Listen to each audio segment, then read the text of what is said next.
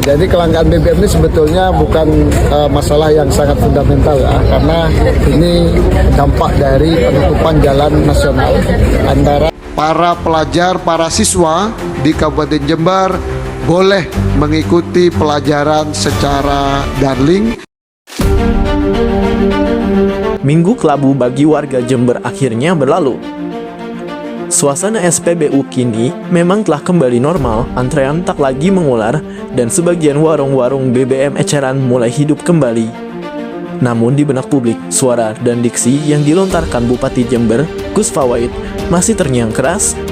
Jadi kelangkaan BBM ini sebetulnya bukan masalah yang sangat fundamental ya, karena Kelangkaan BBM ini sebetulnya bukan masalah yang sangat fundamental. Pernyataan tersebut ia lontarkan dalam agenda Bunga Desaku di Ambulu, Minggu 27 Juli 2025.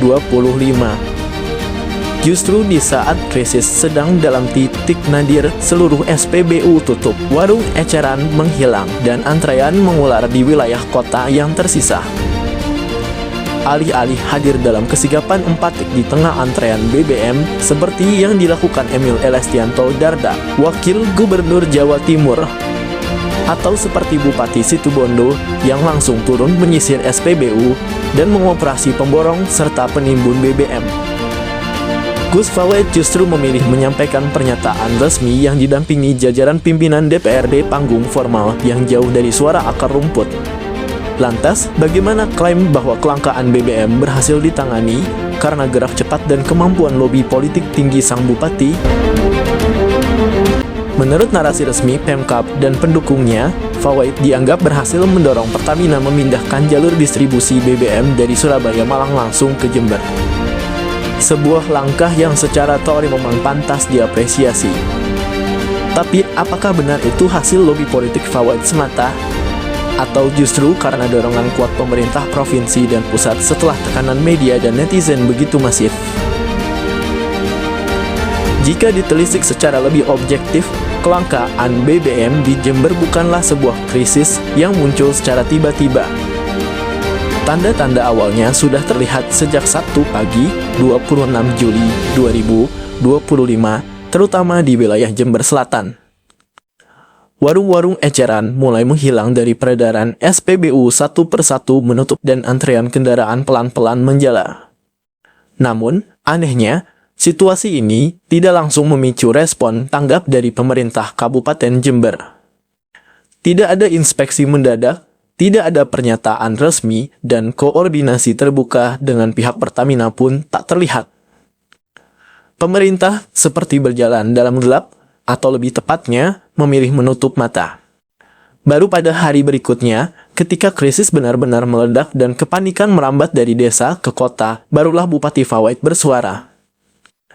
Tetapi bukan dengan pendekatan langsung ke pusat-pusat antrean atau dengan sidak ke depo dan SPBU.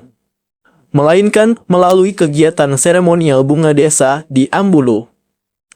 Dengan menghadirkan Pertamina dalam forum yang lebih mirip sosialisasi ketimbang penanganan darurat.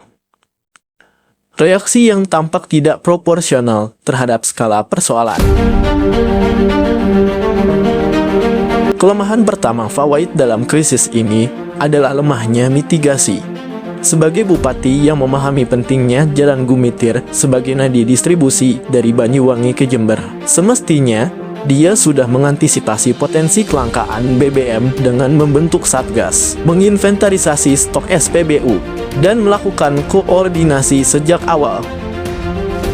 Bukannya malah berkomentar ketika kondisi sudah terlanjur kacau. Kelemahan kedua adalah komunikasi publik yang keliru. Pernyataan bahwa kelangkaan BBM bukanlah persoalan fundamental adalah kesalahan fatal. BBM adalah denyut nadi bagi transportasi, logistik UMKM, layanan medis, pertanian, dan sektor informal.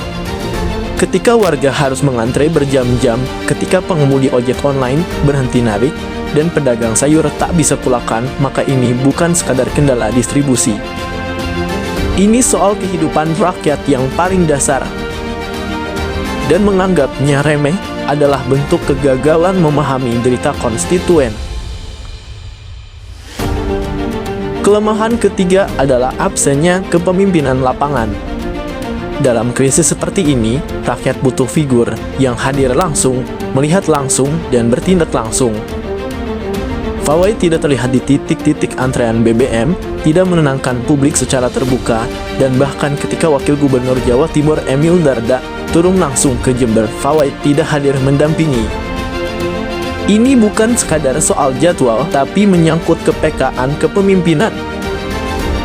Seorang pemimpin diuji bukan saat nyaman, tapi saat genting.